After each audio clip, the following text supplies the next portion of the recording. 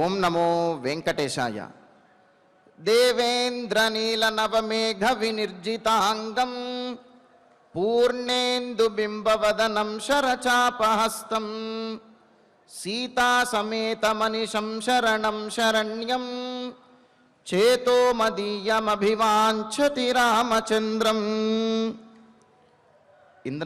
ఇంద్రనీల మణివలే తేజోవంతమైనటువంటి శరీరము గలవాడు, పూర్ణచంద్ర బింబము వంటి ముఖ వర్చస్సు గలవాడు, ధనుర్బాణములను ధరించి సీతా సమేతునుగా భక్తులను అనుగ్రహిస్తున్నటువంటి శ్రీరామచంద్రునికి నమస్కరిస్తూ తదభిన్న స్వరూపుడైనటువంటి ఆ శ్రీనివాసుని యొక్క దయా విశేషం చేత సమస్త మానవాళికి ధర్మ తత్పరతను సకల కార్యసిద్ధిని చేకూర్చాలన్నటువంటి సంకల్పంతో తిరుమల తిరుపతి దేవస్థానం వారు నిర్వహిస్తున్నటువంటి శ్రీమద్ రామాయణం అయోధ్యాకాండ ప్రవచన పారాయణ కార్యక్రమంలో నేటికి మనం 437వ రోజులోకి ప్రవేశించాం.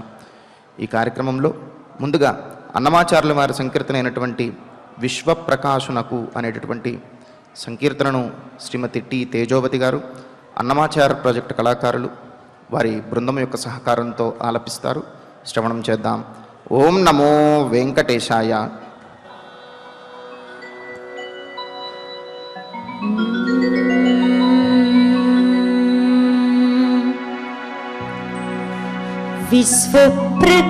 విశ్వప్రకాశునకు వెలియేడలో నీడ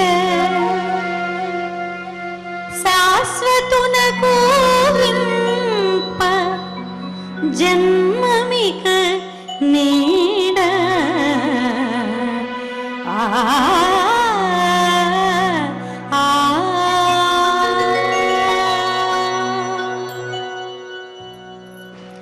విశ్వప్రకాశునకు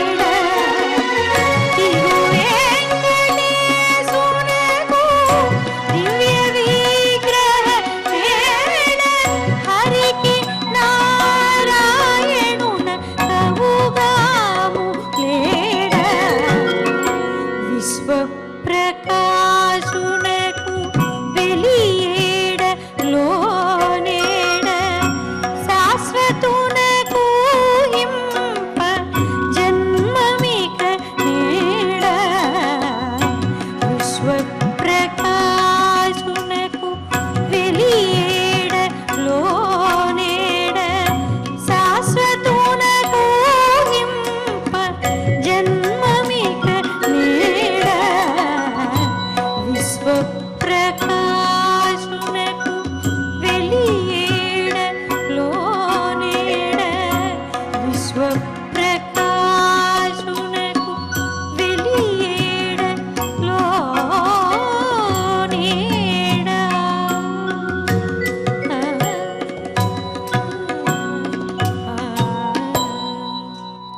సంకీర్తనను ఎంతో చక్కగా శ్రవణం చేశాం. ఇక ఇప్పుడు శ్రీ గురు ధ్యానపూర్వకంగా సంకల్ప వాక్యాలను అందరము కలిసి పలుకుతూ ఈ కార్యక్రమాన్ని ప్రారంభం చేసుకుందాం. శ్రీ గురు ధ్యానం. గురుర్బ్రహ్మా గురుర్విష్ణు గురుర్దేవో మహేశ్వరః గురుః సాక్షాత్ పరం బ్రహ్మ తస్మై శ్రీ గురవే నమః. శ్రీనివాస ధ్యానం. శ్రీ వెంకటాద్రినిలయః కమలాకాముకః పుమాన్ అభంగుర విభూతిర్నః తరంగయతు మంగళం. అథ సంకల్పః. శ్రీమదాదివరాహ క్షేత్రే విరాజమానస్య శ్రీ పద్మావతీ జానేః అఖిలాండకోటి బ్రహ్మాండ నాయకస్య శ్రీరామచంద్ర రూపాంతరస్య భగవతః శ్రీ వెంకటేశ్వర స్వామినః సన్నిధౌ హనుమత్ సీతా లక్ష్మణ భరత శత్రుఘ్న పరివార సమేత శ్రీరామచంద్ర పరబ్రహ్మణః పరిపూర్ణానుగ్రహేణ అస్మిన్ భువనే సమస్తాధివ్యాధీనాం నివారణార్థం భారతవర్షే విద్యా విత్త వాణిజ్య కృషి వైపారాయణం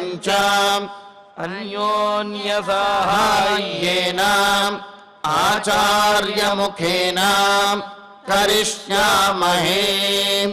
శ్రీ వాల్మీకి ప్రార్థనా. కూజంతం రామ రామేతి మధురం మధురాక్షరం ఆరుహ్య కవితాశాఖాం వందే వాల్మీకి కోకిలం. శ్రీ ఆంజనేయ ప్రార్థనా. మనోజవం మారుతతుల్యవేగం జితేంద్రియం బుద్ధిమతాం వరిష్టం వాతాత్మజం వానరయూధముఖ్యం శ్రీరామదూతం శిరసా నమామి. శ్రీరామాయణ ప్రార్థనా. వాల్మీకి గిరి సంభూత రామసాగరగామిని పునాతి భువనం పుణ్యా రామాయణ మహానది. శ్రీరామ ప్రార్థనా. అయోధ్యాఖ్యేతు గుర్వర్ధే త్యక్త్వా రాజ్యం గిరౌ వసన్ పాదుకే భరతాయాదాత్ సరామః శరణం మమ. శ్రీరామచంద్ర పరబ్రహ్మణే నమః. అథ శ్రీమద్ రామాయణే ఆదికావ్యే అయోధ్యాకాండే షష్ఠితమః సర్గః. శ్రీమన్నారాయణ చరణౌ శరణం ప్రపద్యే.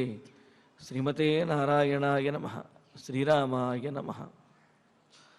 అలక్తరసరక్తాభౌ అలక్తరసరక్తాభౌ అలక్తరసవర్జితౌ అద్యాపి చరణౌ తస్యాః పద్మకోశ సమప్రభౌ. సుమంత్రుల వారు సీతారామ లక్ష్మణుల గురించి దశరథుడు అదేవిధంగా కౌసల్యాదేవి వద్ద అయోధ్య నగరంలో చెబుతూ వాడు ఆ వనవాసంలో కూడా ఆనందంగానే జీవిస్తున్నారు. ముఖ్యంగా సీతాదేవి రామచంద్రమూర్తితో కలిసి విహరిస్తూ ఆనందంగానే ఉన్నది. కావున ఆమె గురించి మీరు దిగులుపడవద్దు. సుకుమారవతి అయినటువంటి సీతాదేవికి ఇంతటి కష్టం వచ్చిందే, జనక మహారాజు కుమార్తె అయిన గారాలపటి అయినటువంటి సీతాదేవికి ఈ విధమైనటువంటి పరిస్థితి వచ్చింది అని దిగులు పడవలసిన అవసరము లేదు.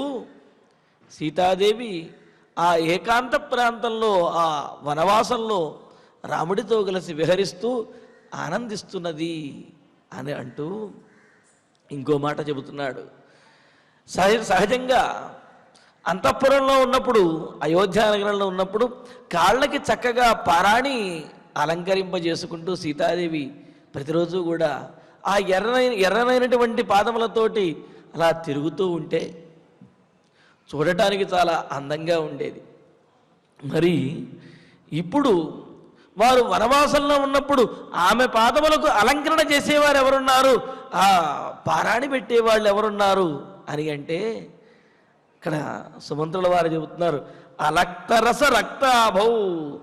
లత్తుక రసము అంటే ఆ పారాణి ఒక రకమైనటువంటి ఆ చెట్టు నుండి వచ్చినటువంటిది అయినది, అలాగే తయారు చేసినటువంటిది అయిన ఆ పారాణి ఎర్రని ప్రకాశం కలిగినటువంటి పారాణి రాసుకునే తస్యాహ చరణౌ, ఆ సీతాదేవి యొక్క పాదములు అలక్తరసవర్జితౌ.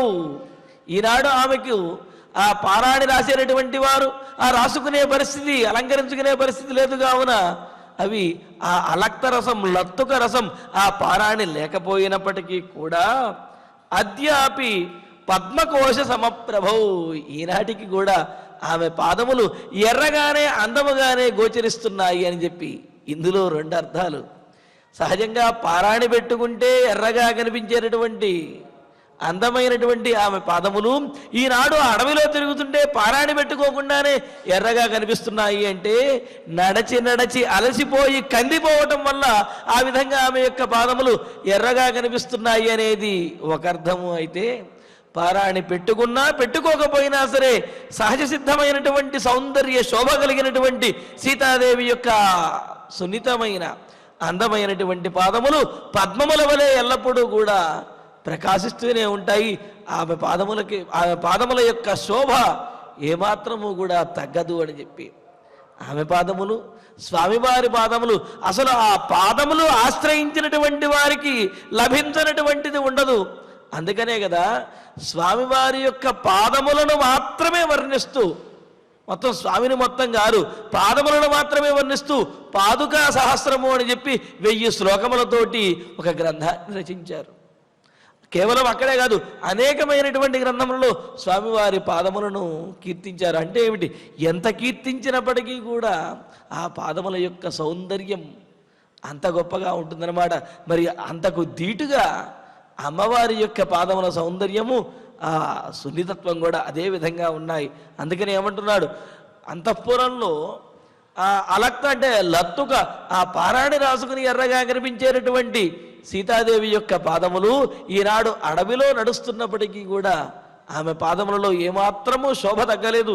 అలాగా పద్మముల వలె ప్రకాశిస్తూ ఉన్నాయి. పద్మకోశ సమప్రభవు, తామర మొగ్గలలాగా ఎర్రనైనటువంటి కాంతితోటి ప్రకాశిస్తూ ఉన్నాయి అని అంటున్నాడు. అంటే ఇక్కడ అలసిపోవటం వల్ల, కందిపోవటం వల్ల ఆ విధంగా ప్రకాశిస్తున్నాయి అని చెప్పి ఆమె యొక్క నడకను తెలియజేయటం ఒక ఉద్దేశ్యము. ఎలాగున్నా సరే ఆమె యొక్క పాదములు అందంగానే ఉంటాయని చెప్పి తెలియజేయటం మరొక విశేషం అన్నమాట. మరి ఇంతేకాదు, ఆమె ఎలా నడుస్తున్నది, అలాగా సున్నితమైనటువంటి పాదములతోటి ఆమె ఎలా నడవగలుగుతున్నది ఆ అడవిలో అని సందేహం కలుగుతుంది కదా. మనం చూసినట్లయితే చిన్నపిల్లల యొక్క పాదములు చాలా సున్నితంగా ఉంటాయి, కానీ వాళ్ళు మెల్లగా నడుస్తారా? మనం నడుస్తూ ఉంటే మనకంటే ముందు పరిగెడుతూ ఉంటారు. పైగా ఏదైనా శబ్దం కనుక వస్తే ఆ శబ్దానికి అనుగుణంగా గంతులేస్తూ ముందు పరిగెడుతూ ఉంటారన్నమాట. అలాగే ఇక్కడ సీతాదేవి కూడా ఆ వనంలోకి వెళ్ళిన తర్వాత నూతనమైనటువంటి ఆ ప్రదేశాలను చూసేటప్పటికీ ఆమెలో ఉత్సాహము ఉప్పొంగి సాధారణం కంటే కూడా చాలా ఉత్సాహంగా వేగంగా నడుస్తూ ఉన్నది. అందుకే చెబుతున్నాడు, నూపురోద్దుష్ట హేలేవ ఖేలం గచ్చతి భామిని ఇదానీమపి వైదేహి తద్రాగాన్యస్తభూషణ.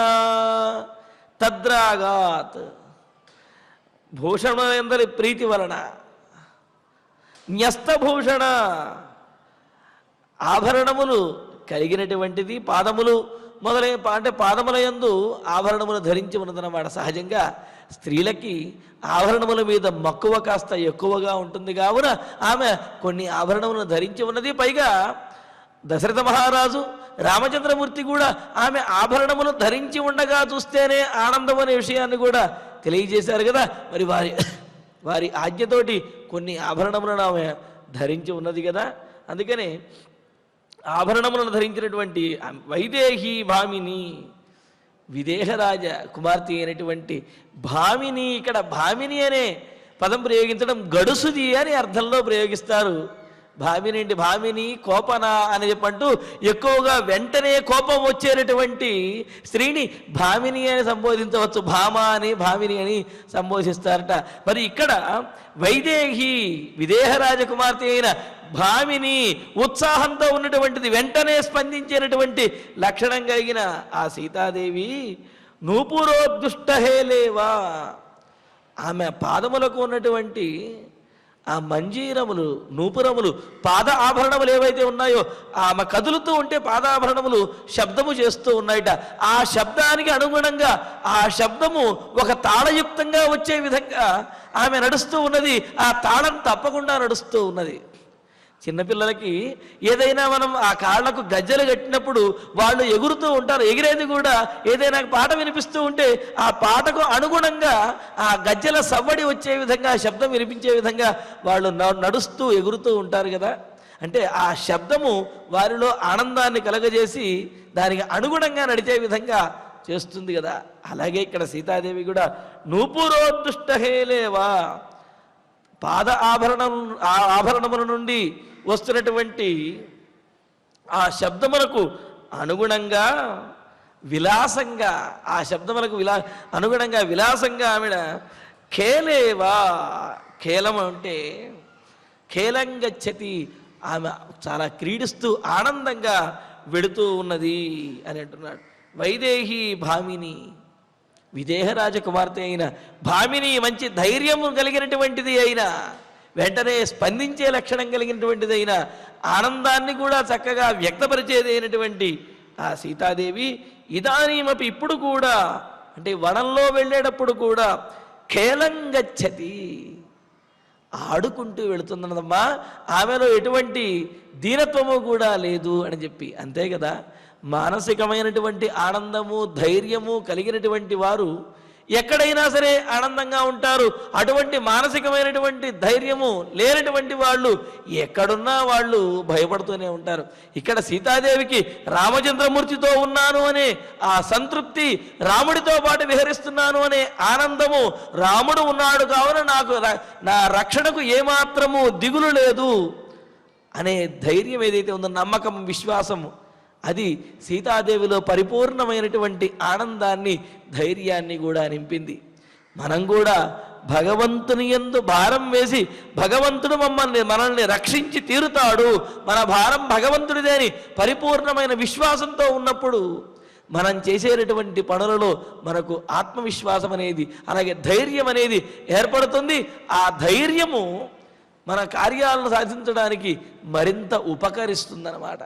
కావున మనల్ని రక్షించేవాడు మన రామచంద్రమూర్తి, మన స్వామి శ్రీవారు అనే నమ్మకం కలిగి ఉన్నప్పుడు మనం కూడా అంతటి విశ్వాసంతో, ధైర్యంతో ఆనందంగా ఉండగలుగుతాం. ఇక్కడ సీతాదేవి అదే చేస్తున్నది.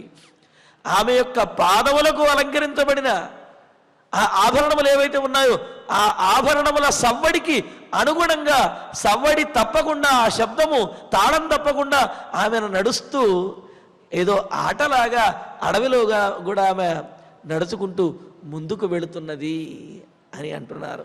అంటూ గజం వా వీక్ష్య సింహం వా వ్యాఘ్రం వా వనమాశ్రిత నాహారయతి సంత్రాసం బాహు రామస్య సంశ్రిత. ఇంతేకాదు, ఆ సీతాదేవి వనమాశ్రిత, వనంలోకి వెళ్ళిన తర్వాత సహజంగా వనము అనగానే సాధారణమైన వనంలో కూడా మనం బెరుకుగా భయంగా ఎటు నుంచి ఏది దాడి చేస్తుందా అని భయపడుతూ వెళుతూ ఉంటాం. కానీ సీతాదేవి రామస్య బాహు సంశ్రిత, ఆ రాముని యొక్క బాహువులను పట్టుకుని, అంటే ఆయన చెయ్యి పట్టుకుని అలా అడవిలో నడుస్తూ రాముడిని అలా పట్టుకుని నడుస్తూ ఉండటం ద్వారా సంశ్రిత, రాముణ్ణి ఆశ్రయించి ఉన్నటువంటిదైన ఆ సీతాదేవి గజంవ, ఏనుగును చూచినప్పటికీ కూడా, అంటే చూడంగానే చాలా పెద్దదిగా ఉండి అమ్మో అని భయంగా పర్వతంలాగా అనిపించే ఏనుగును చూచినప్పటికీ పైగా గజం అంటే గచ్చతి మదేన మత్తో భవతీతి గజహ అని అంటూ దాని యొక్క మదంతో ఏం చేస్తుందో దానికే తెలియకుండా ఏదైనా చేయడానికి సిద్ధపడుతుందిట ఏనుగు. అందుకే దానికి గజము అని చెప్పి పేరు. మరి అటువంటి మత్తత కలిగినటువంటి మదమెక్కినటువంటి ఆ ఏనుగులను చూచినప్పటికీ వీక్ష్య, చూచిన సింహం వీక్ష్య, సింహాలను చూచిన, సరే ఏనుగంటే అది మాంసాహారి జంతువు కాదండి, మరి దాన్ని చూసి భయపడక్కర్లేదు కదా అంటే సింహం హినస్థితి సింహం సింహ అంటారు, అంటే హింసించే స్వభావం కలిగినటువంటిది కావున సింహము అని అన్నారు. అటువంటి సింహాన్ని చూచినప్పటికీ కూడా ఈమెలో ఏమాత్రమో భయం లేదుట. ఇంతేకాదు వ్యాఘ్రం వా వీక్ష్య, పులిని చూచినా అని చెప్పి ఇక్కడ మనకు సందేహం కలుగుతుంది. ఏమంటే సింహం చూసినా భయపడలేదు అని చెప్పిన తర్వాత మళ్ళీ పులిని చూసినా భయపడలేదు అని చెప్పి చెప్పాలా? అన్నిటికంటే గొప్పది సింహం కదా అంటే సింహానికి పులికి కూడా ఒక భేదం అనేది ఉన్నది. ఏంటి అంటే సింహము అన్ని జంతువులను వేటాడదు. తనకు ఏ జంతువులు ఆహారంగా అయితే ఉన్నాయో వాటిని మాత్రమే వేటాడుతుంది. తనను ఏవైతే ఇబ్బంది పెట్టాయో వాటిని మాత్రమే వేటాడుతుంది తప్ప చిన్న చిన్న జంతువులు, ఈ నక్కల్ని, వీటిని, లేకపోతే ఎలుకల్ని, ఇటువంటి వాటిని, చిన్న చిన్న జంతువులను, చిన్న చిన్న ప్రాణులని సింహము వేటాడదు. దానికి ఆకలి వేసినప్పుడు అది కూడా అది తినేటటువంటి వాటి ఏవైతే ఉన్నాయో వాటిని మాత్రమే వేటాడుతుంది తప్ప ఎప్పుడు పడితే అప్పుడు దేని మీద పడితే దాని మీద దాడి చేసి వేటాడదు. ఇది సింహం యొక్క లక్షణం. కానీ పులి అలా కాదు. దానికి ఏ ప్రాణి కనిపించినప్పటికీ కూడా దాన్ని వేటాడుతుంది. వేటాడి దాచుకుని, అది అంటే అప్పటికప్పుడు గ్రహించినటువంటి దాన్నే కాకుండా దాచుకుని కుళ్ళిపోయినటువంటి ఆ ఆహారాన్ని, మాంసాన్ని కూడా పులి గ్రహిస్తుందన్నమాట. అంటే ఏమిటి? అవసరానికి మాత్రము ఆయా సందర్భంలో మాత్రం వేటాడేటువంటిది సింహము. అటువంటి సింహాన్ని చూసినా భయపడటం లేదు. ఎప్పుడు ఏ ప్రాణిని చూసినా సరే దాడి చేస్తుంది చాలా క్రూరంగా. దానికి ఉపయోగపడకపోయినా సరే దాడి చేసే స్వభావం కలిగినటువంటిది పులి. అటువంటి పులిని చూసినా సరే రాముడు నాతో ఉన్నాడు, రాముడి భుజం పట్టుకునే ఉన్నాను, నాకు దిగులు లేదు అని చెప్పి ఏమాత్రము భయం లేకుండా ఆమె ఉన్నదిట. ఎందుకని ఇంతగా చెబుతున్నారు అంటే సహజంగానే స్త్రీ స్వభావంలో భయపడేటటువంటి లక్షణం కొంత ఉంటుంది. కావున రాముడి దగ్గర ఉన్నప్పటికీ కూడా ఆ సింహాన్ని, పులిని చూసిన వెంటనే గట్టిగా రాముడి చేతిని పట్టుకోవటం, మామూలుగా ఉన్నప్పుడు మాత్రం విలాసంగా ఉండడం, ఇలా ఏమీ లేదు. రాముడి మీద పరిపూర్ణమైనటువంటి నమ్మకం కలిగింది సీతాదేవి. అందుకని ఆయన చెయ్యి పట్టుకుని నడుస్తూ ఆ ఎదురుగా అంత దూరంలో గజము అంటే ఏనుగులు కనిపించినా, సింహం కనిపించినా, పులి కనిపించినప్పటికీ కూడా సంత్రాసం నాహారయతి, అసలు భయాన్ని కానీ భయపడటం కానీ ఏమీ కూడా ఆమె పొందటం లేదు. భయం అనేది ఆమెలో లేకుండా నిర్భయంగా ఆమె నడుచుకుంటూ వెళుతున్నది. ఎందుకు కారణం ఏమిటి? రామస్య సంశ్రిత, రాముణ్ణి ఆశ్రయించి ఉంది కదా. రాముడితో ఉన్నటువంటి వారికి దిగులేమున్నది, భయమేమున్నది, కావున ఆమె భయపడకుండా ఉన్నది అని చెప్పి.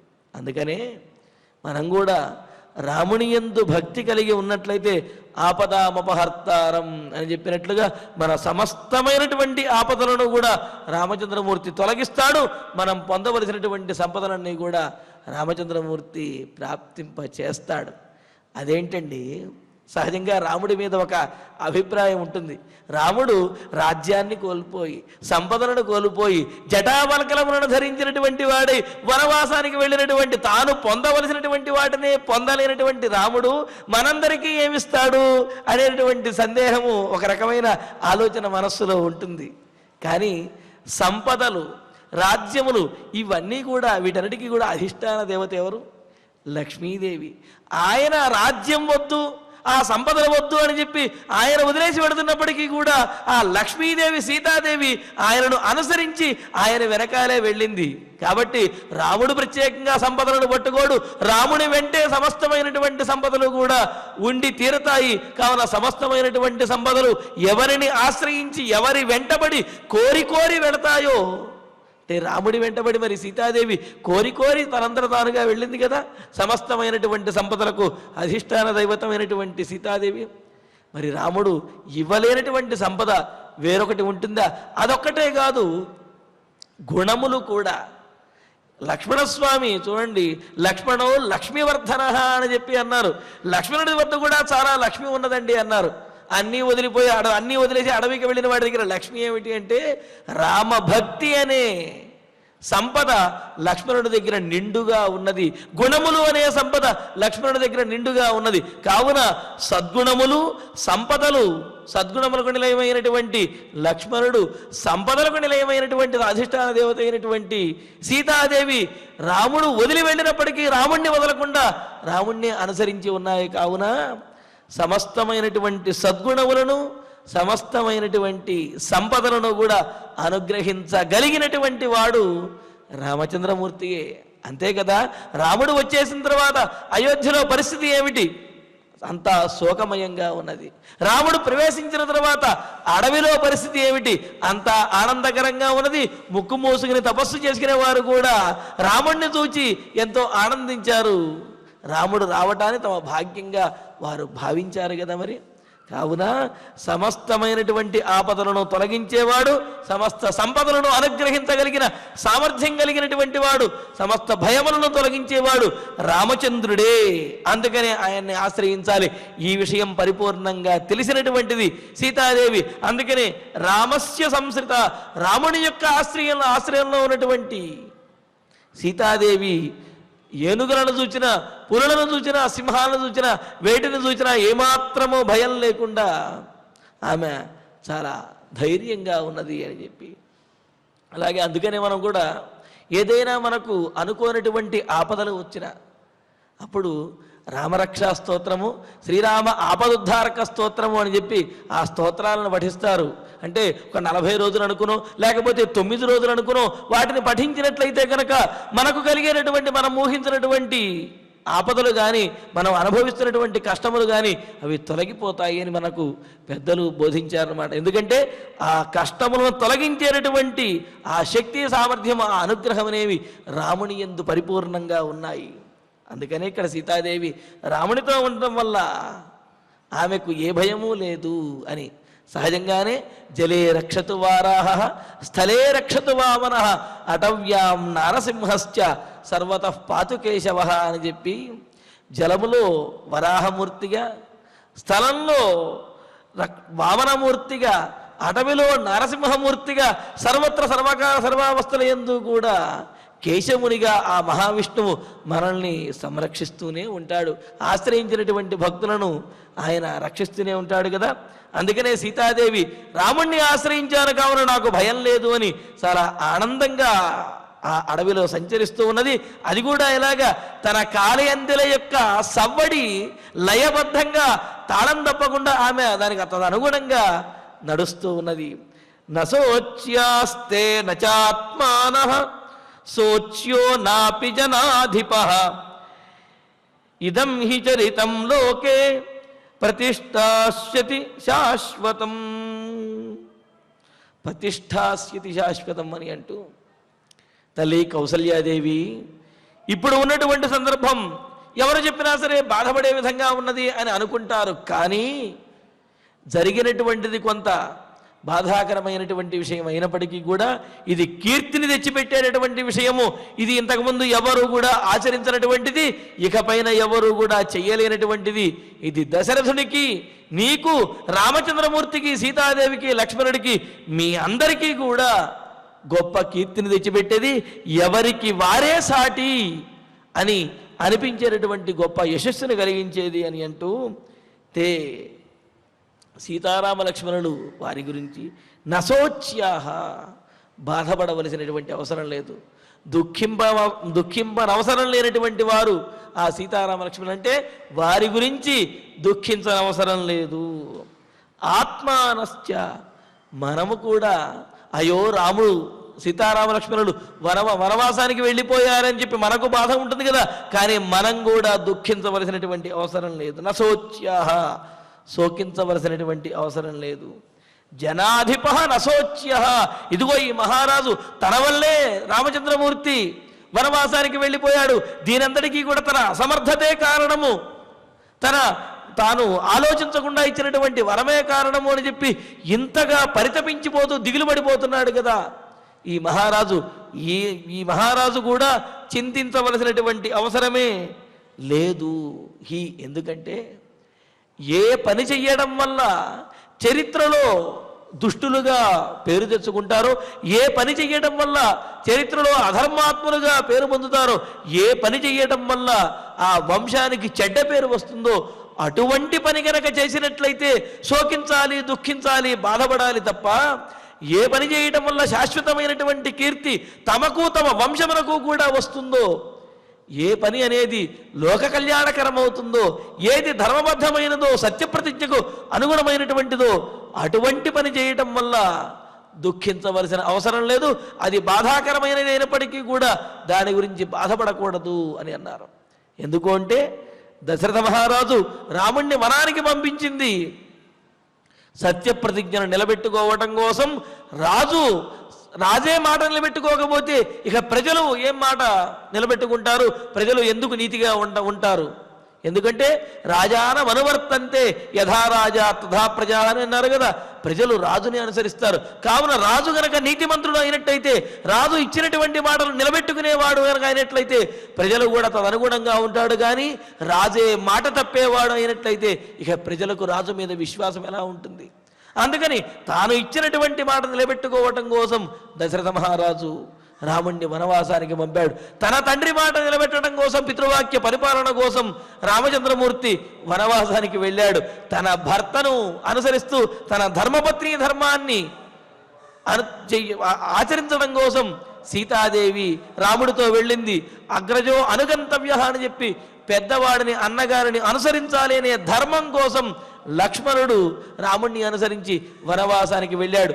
భర్త మాటను కాదనకూడదు, తన ప్రాణములు పోతున్నప్పటికీ కూడా అనే ఉద్దేశ్యంతో నీవు కూడా నీ ప్రాణప్రదమైనటువంటి రామచంద్రమూర్తిని వనవాసానికి పంపించడానికి నువ్వు కూడా ధర్మం కోసమే ఒప్పుకున్నావు.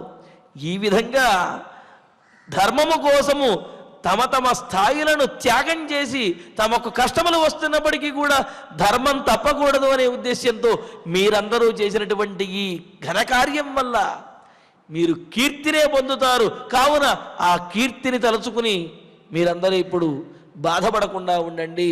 కావున సీతారామ లక్ష్మణుల గురించి కానీ లేకపోతే మన గురించి కానీ మనం దిగులు పడవద్దు. ముఖ్యంగా మన మహారాజు గారి గురించి కానీ దిగులు పడవలసిన అవసరం లేదు. ఆయన కూడా దిగులు పడకూడదు. ఎందుకంటే ఆయన చేసినటువంటిది తప్పు కాదు. ఇచ్చినటువంటి మాట నిలబెట్టుకునే, సత్యప్రతిజ్ఞ నిలబెట్టుకునే సత్యవాక్ పరిపాలన ఆయన చేశాడు. కావున ఇన్ని ఘనకార్యాలు చేసి ఇన్ని త్యాగములు చేసినటువంటి మనము ఆ సీతారామ లక్ష్మణుడు శోకింపకూడదు, బాధపడకూడదు. తప్పు చేసినటువంటి వారు బాధపడాలి కానీ త్యాగం చేసినటువంటి వారు, ఘనకార్యం చేసినటువంటి వారు బాధపడకూడదు. పైగా ఇదం చరితం, ఈ చరిత్ర ఏదైతే ఉన్నదో ఈ చరిత్ర తండ్రి ఆజ్ఞను పాటించినటువంటి రాముని యొక్క చరిత్ర, భర్త కోసం అడవులకు వెళ్ళినటువంటి సీతాదేవి యొక్క చరిత్ర, తన ప్రాణప్రదమైనటువంటి తన కుమారుణ్ణి కూడా మాట కోసమని అడవులకు పంపినటువంటి దశరథుని యొక్క చరిత్ర, నీ చరిత్ర, ఇవన్నీ కూడా శాశ్వతంగా ఈ లోకంలో స్థిరంగా ఉంటాయి. శాశ్వతం ప్రతిష్టాస్యతి, శాశ్వతంగా స్థిరంగా ఖచ్చితంగా ఈ చరిత్ర అనేది అందరూ కూడా చెప్పుకుంటారు అని చెప్పి సుమంత్రుల వారే అన్నారు. మరి వారి మాట సత్యము కదా, వారి మాట మరి ఇప్పటికీ కూడా నిజమనేది ఇప్పటికీ తెలుస్తున్నది. అందుకనే కదా మనం ఇప్పటికీ కూడా చెప్పుకుంటూ ఉన్నాము. రాముడే కనుక తండ్రి మాట వినకపోతే మనం ఎందుకని రాముడి గురించి గొప్పగా చెప్పుకునేవాడం? దశరథుడు తాను ఇచ్చినటువంటి మాటను పాటించకపోతే దశరథుడిని ఎందుకని మనం గొప్పగా చెప్పుకుంటాం? కావున వారి గురించి గొప్పగా వారెప్పుడూ చెప్పుకోలేదు. వారి యొక్క గుణములను చూసినటువంటి మనము, ఆ చుట్టూ ఉన్నటువంటి వారు మనము వారి గురించి గొప్పగా చెప్పుకుంటాం. ఇది గొప్పవారి యొక్క లక్షణం అన్నమాట. అందుకనే కదా యావత్ స్థాస్యంతి గిరయ సరితశ్చ మహీతలే తావద్రావాయణ కథ లోకేషు ప్రచరిష్యతి అని చెప్పి అంటూ, ఎప్పటి వరకు అయితే ఈ పర్వతములు, ఈ సృష్టి ఇదంతా కూడా ఉంటుందో, నదులు ఇవన్నీ ఉంటాయో, అప్పటి వరకు కూడా ఈ లోకములలో రామాయణం అనేది ప్రచారంలో ఉంటుంది. రామకథ అజరామరం, అది శాశ్వతమైనటువంటిది అని చెప్పి అనుకున్నాం కదా. మరి అందుకనే ఇక్కడ ఇదే మాటను సుమంత్రుల వారు కూడా కౌసల్యాదేవి దగ్గర చెబుతూ ఉన్నారు. కావున ఎవరి గురించి కూడా సీతారామ లక్ష్మణుల గురించి కానీ మనము కానీ, అంటే వారి గురించి వాళ్ళు శోకించకూడదు, వారి గురించి మనము శోకించకూడదు, మన గురించి మనం కానీ, అదేవిధంగా దశరథ మహారాజు కానీ నీవు కానీ శోకించకూడదు. అంతే కదా. భగవంతుడు కూడా మనకు భగవద్గీతలో కూడా చెప్పాడు కదా, ఏ విషయంలో అయితే శోకించని అవసరం లేదో, ఏది అయితే కర్తవ్యమో తప్పనిసరిగా చేయవలసినటువంటి పనియో అది మనకు కష్టాన్ని కలగజేసేది అయినా, మన మనస్సుకు ఇష్టము లేనటువంటిదైనా సరే ధర్మానుగుణమైనటువంటి పని చేసేటటువంటి వారు ఏమాత్రము కూడా శోకించరాదు. అది వారికి కష్టమైనా సరే శోకించకూడదు అన్నారు. అందుకని అందులోనూ ఇతరుల గురించి కూడా ఈ విధంగా శోకించకూడదు. కర్తవ్య పరాయణత్వం అనేదే ముఖ్యమైనది అనే విషయాన్ని కూడా పరమాత్మ మనకు భగవద్గీతలో కూడా తెలియజేశాడు కదా. మరి ఈ విధంగా చెప్పి సుమంత్రుల వారు ఇంకా అంటున్నాడు, విధూయ శోకం పరిహృష్ట మానస మహర్షియాతే పథి సువ్యవస్థిత వనే రత వన్య ఫలాశనా పితు శుభాం ప్రతిజ్ఞాం పరిపాలయంతి తే. వనే రత వన్య ఫలాశనా పితు శుభాం ప్రతిజ్ఞాం పరిపాలయంతి తే. ఈ విధంగా సీతారామ లక్ష్మణులు ఆ వనంలో ఆనందంగా ఉంటూ, అంటే ముందు రాముడి యొక్క స్థితిని చెప్పాడు, రాముడు చెప్పినటువంటి సందేశాన్ని తెలియజేశాడు. ఆ తర్వాత లక్ష్మణస్వామి వెళుతున్నటువంటి పద్ధతిని, లక్ష్మణస్వామి చెప్పినటువంటి సందేశాన్ని తెలియజేశాడు. సీతాదేవి ఏ సందేశాన్ని ఇవ్వలేదనే విషయాన్ని చెప్పి ఆమె ఏ విధంగా వనవాసంలో గడుపుతున్నది, రాముడితో ఏ విధంగా ఉన్నది, ఎంత ఆనందంగా ఉన్నదనే విషయాన్ని తెలియజేసి ఇక ఇప్పుడు ఈ విషయాన్ని పూర్తి చేస్తూ ముగిస్తూ ఉన్నాడు. తే ఆ సీతారామ లక్ష్మణుడు శోకం విధూయ, ఏమాత్రము శోకం లేకుండా, శోకాన్ని విడిచిపెట్టి, అంతే కదా చిత్రకూట పర్వతానికి చేరుకున్న తర్వాత ఆ రామచంద్రమూర్తి అయోధ్యను విడిచిపెట్టినటువంటి దుఃఖాన్ని పూర్తిగా విడిచేసి ఆనందంగా ఉన్నాడు అని చెప్పి ఇంతకు ముందు సర్గల్లో మనం చెప్పుకున్నాం కదా.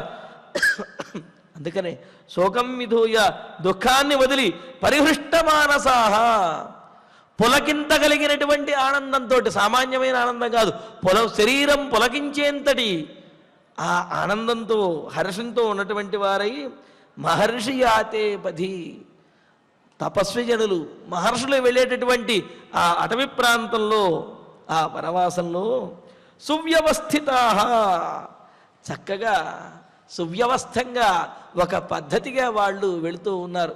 ఎందుకు అంటే తెలియనటువంటి ప్రదేశంలో వెళ్ళేటటువంటి వారు ఎటు వెళ్ళాలో తెలియక, ఏం చేయాలో తెలియక అమాయకమైనటువంటి మొహలను పెట్టుకుంటూ ఏదో చెబుతుంటారు కదా, తిరణాల్లో తప్పిపోయినటువంటి పిల్లలాగా ఎటు వెళ్ళాలో తెలియక అటు ఇటు తిరుగుతూ ఏం ఆలోచించాలో ఏం మాట్లాడాలో తెలియకుండా ఉంటారు కదా.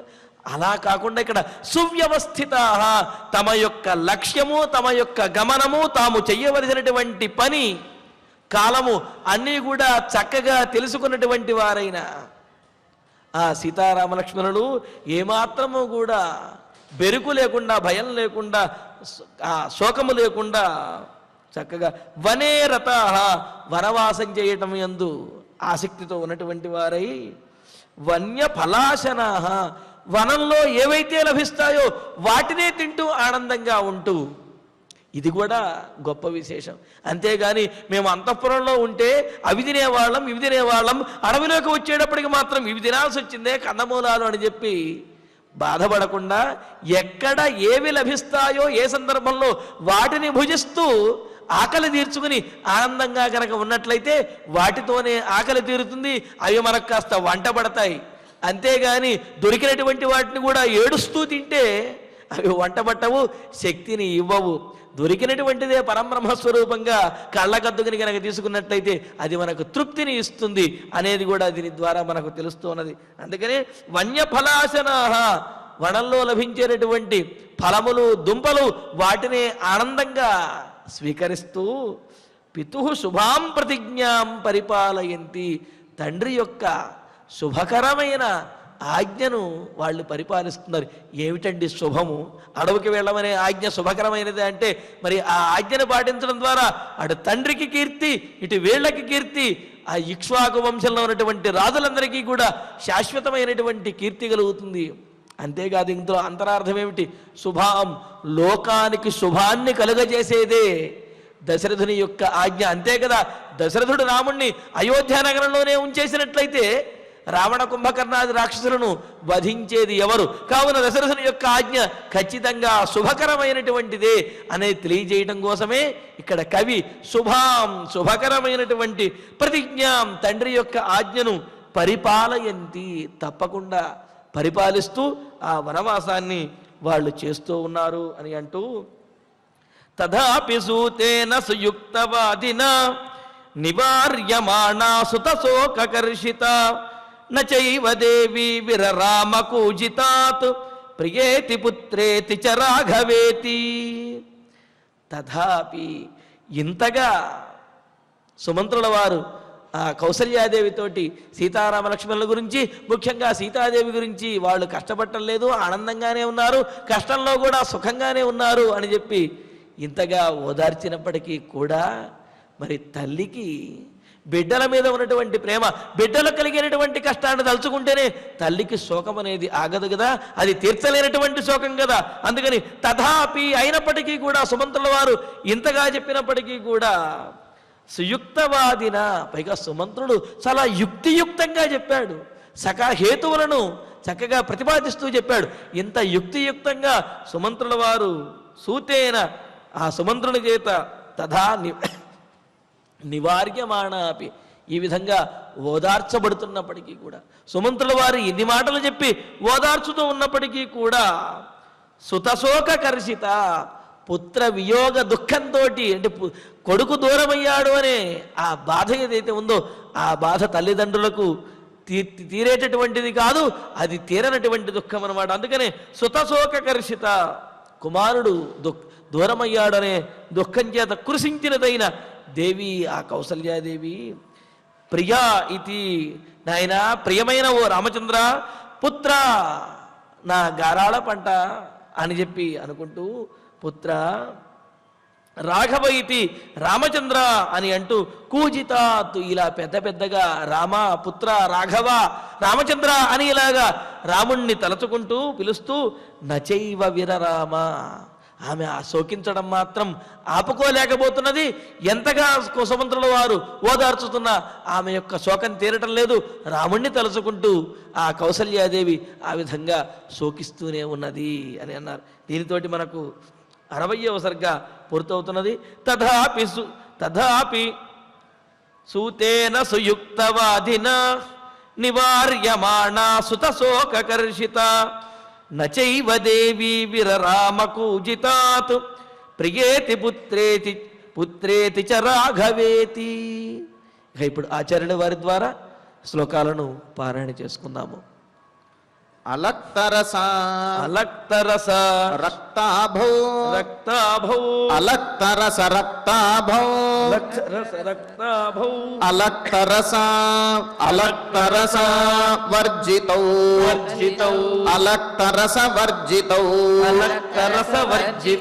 అద్యాపి చరణౌ తస్యాః పద్మకోశ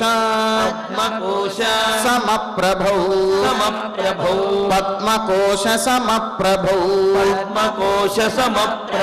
నూపురా ఉద్ఘృష్టహేలేవ నూపురోద్ఘృష్టహేలేవ హేలం గచ్చ గచ్చతి ఖేలం గచ్చతి భామిని భామిని ఇదానీమపి ఇదానీమపి వైదేహి వైదేహి తద్రాగాత్ తద్రాగాత్ న్యస్తభూషణ న్యస్తభూషణ గజం వా గజం వా వీక్ష్య సింహం వా వీక్షసింహం వా వ్యాఘ్రం వా వ్యాఘ్రం వా వనమాశ్రిత వనమాశ్రిత ఆహారయతి ఆహారయతి సంత్రాసం సంత్రాసం బాహూరామస్య బాహూరామస్య సంశ్రిత సంశ్రిత నశోచ్యాస్తే శోచ్యాస్తే నచాత్మానః చాత్మానః శోచ్యో నాపి శోచ్యో నాపి జనాధిపః జనాధిపః ఇదం హి ఇదం హి చరితం లోకే చరితం లోకే ప్రతిష్ఠాస్యతి ప్రతిష్ఠాస్యతి శాశ్వతం శాశ్వతం విధూయ శోకం విధూయ శోకం పరిహృష్టమానసా పరిహృష్టమానసా మహర్షి యాతే మహర్షియాతే పథి సువ్యవస్థితా అధిసు వ్యవస్థిత వనే రతాః వనే రతాః వన్యఫలాశనాః పితుః వన్యఫలాశనాః పితుః శుభాం ప్రతిజ్ఞాం శుభాం ప్రతిజ్ఞా పరిపాలయంతి తే పరిపాలయంతి తే తథాపి సూతేన తథాపి సూతేన సుయుక్తవాదినా సుయుక్తవాదినా నివార్యమాణా నివార్యమాణా సుతశోకకర్షితా సుఖశోకకర్షిత నచైవ దేవీ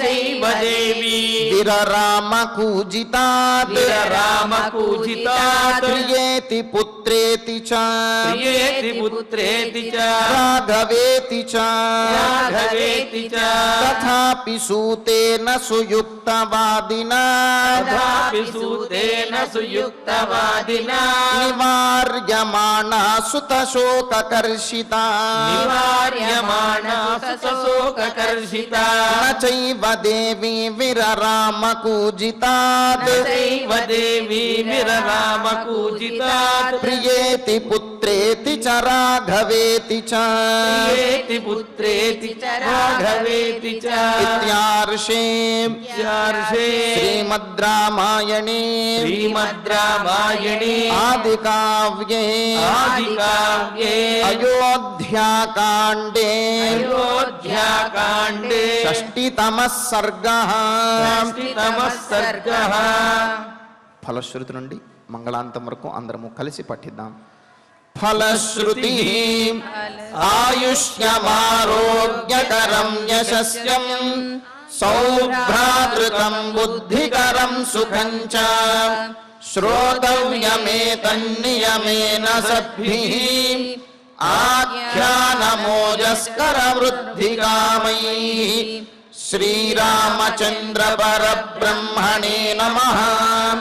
అథ ధన్వంతరి ధ్యానం అచ్యుతానంత గోవింద విష్ణో నారాయణామృత రోగాన్మే నాశయాశేషాన్ ఆశు ధన్వంతరే హరే ఆరోగ్యం దీర్ఘమాయుష్యం బలం తేజోధియం శ్రియం స్వభక్తేభ్యోనుగృహంతం వందే ధన్వంతరిం హరిం.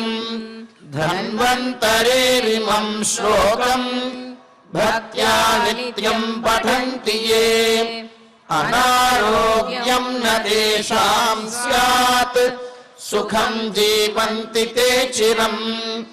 ఓం నమో భగవతే వాసుదేవాయ ధన్వంతరయే అమృతకలశహస్తాయ వజ్రజలౌకహస్తాయ సర్వామయ వినాశనాయ